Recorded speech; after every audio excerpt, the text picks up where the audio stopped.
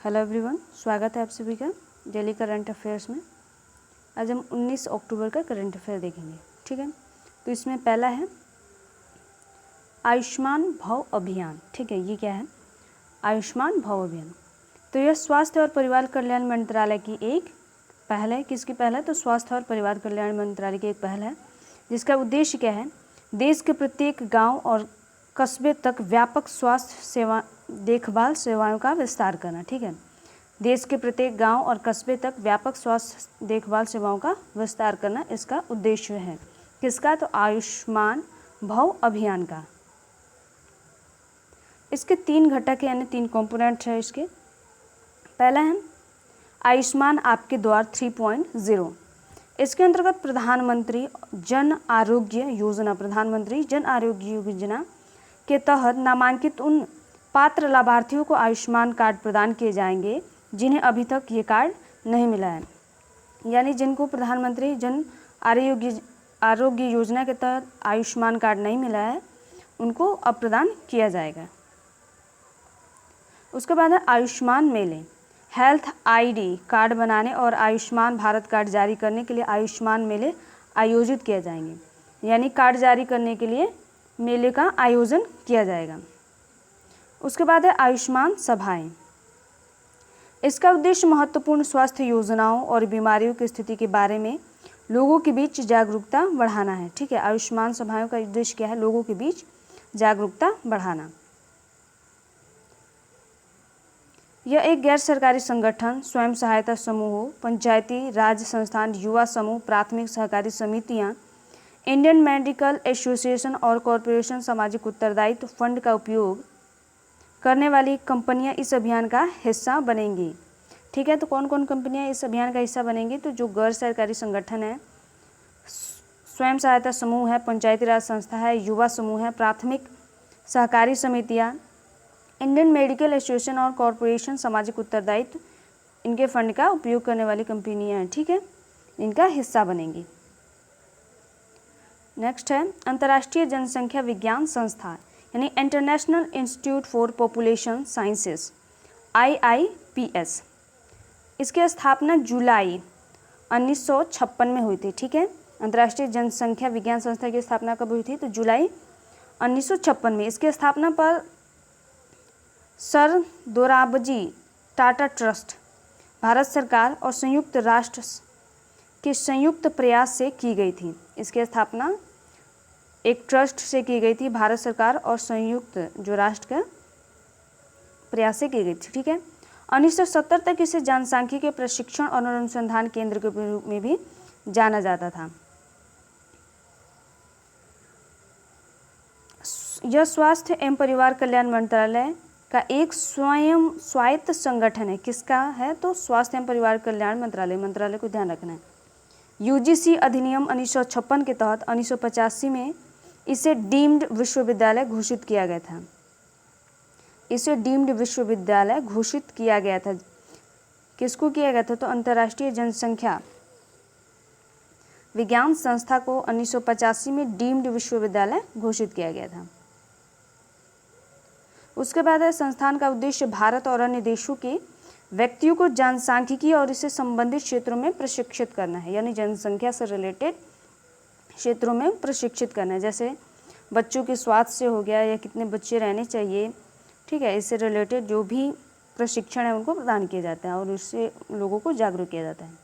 ठीक है, तो IIPS वस्तुतः राष्ट्रीय परिवार स्वास्थ्य सर्वेक्षण यानी NFHS के लिए समन्वय और तकनीकी मार्गदर्शन प्रदान करने हेतु उत्तरदायी एक नोडल एजेंसी है। यहाँ पे ध्यान रखना है, ये राष्ट्रीय परिवार स्वास्थ्य सर्वेक्षण को क्या करता है? मार्गदर्शन प्रदान करता है। उसके बाद है तिलापिया पार्वोवायरस। भारत में तिलापिया पार्वोवायरस संक्रमण का पहला मामला तमिलनाडु में दर्ज किया गया है। ठीक है, पार्वोवायरस जो है ताजे जल की मछली की एक प्रजाति फॉर्म ब्रेड। ठीक है, फॉर्म ब्रेड तिलापिया को संक्रमित कर रहा है। किस मछली को कर रहा है? तो यहाँ पर ध्यान रखना है, फॉर्म ब्रेड ये मछली का नाम है, इसको नोट कर लें।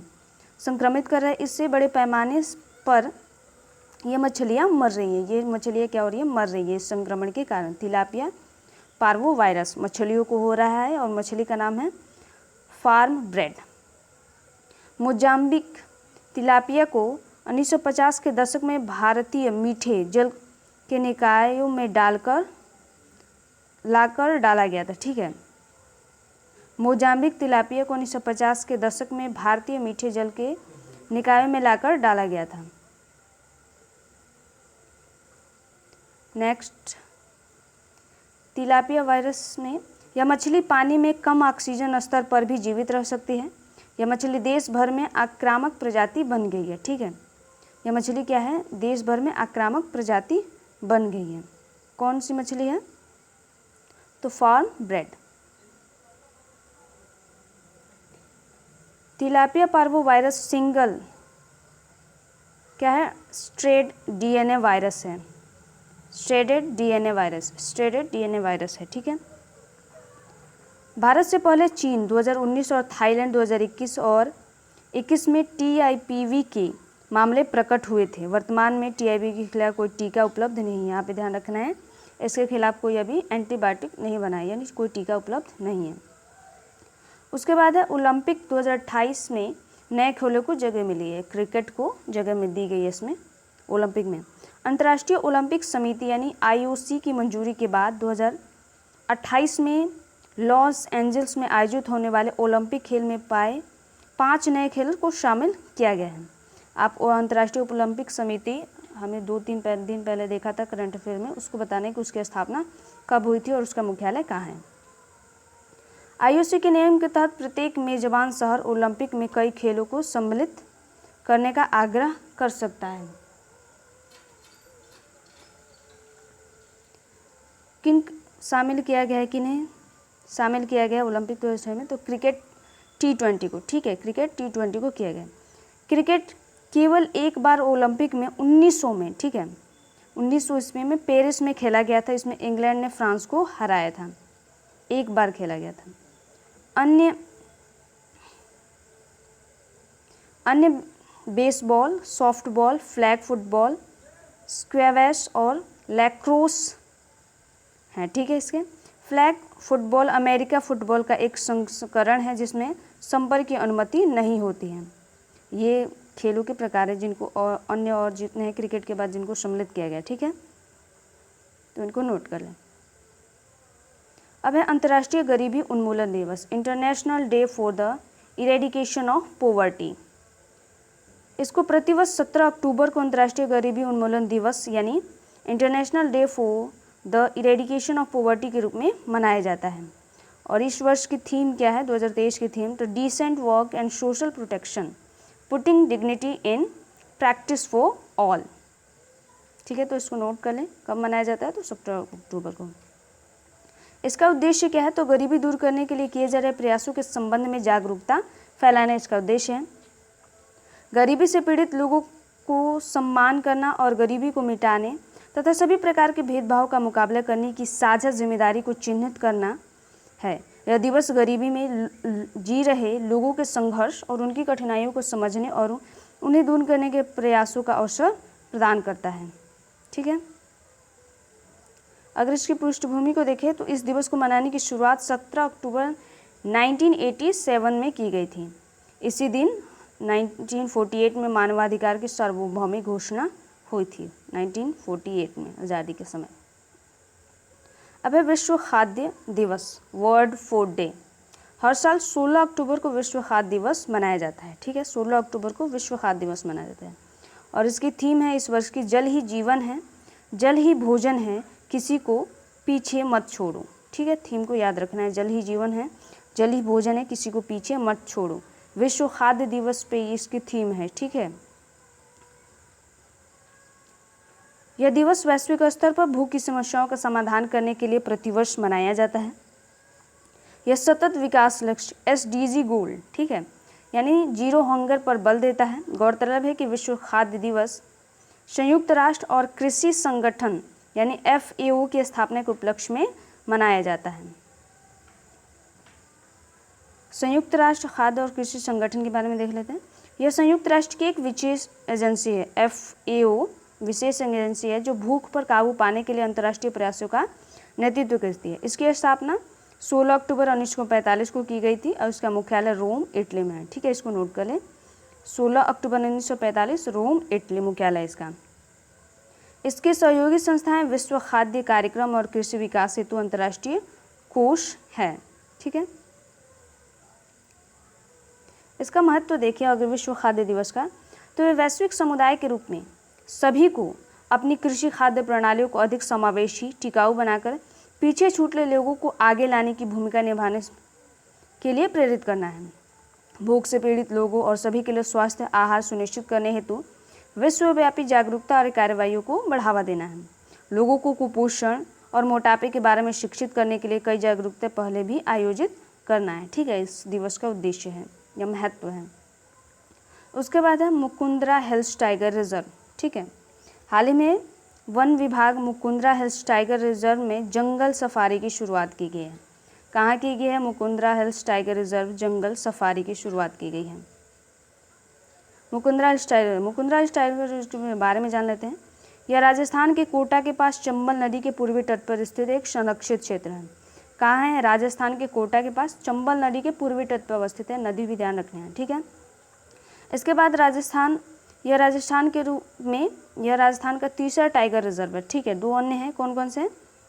रणथंभौर और सरिस्का, दो इसके अन्य टाइगर रिजर्व हैं। ठीक है, तो 3 राजस्थान में टाइगर रिजर्व हैं, मुकुंदरा हिल्स, रणथंभौर और सरिस्का। इसके बाद देखते हैं, यह क्षेत्र 2 समानांतर पहाड़ों से बनी घाटी में स्थित है जिससे मुकुंदरा और गारगोला शामिल है। ठीक है, मुकुंदरा और गारगोला में के बीच में है। इसके अंतर्गत कौन कौन से क्षेत्र आते हैं मुकुंदरा हिल्स के अंतर्गत? तो मुकुंदरा हिल्स राष्ट्रीय उद्यान, दारा सैक्चुअरी, जवाहर सागर अभ्यारण्य, चंबल अभ्यारण्य का भाग,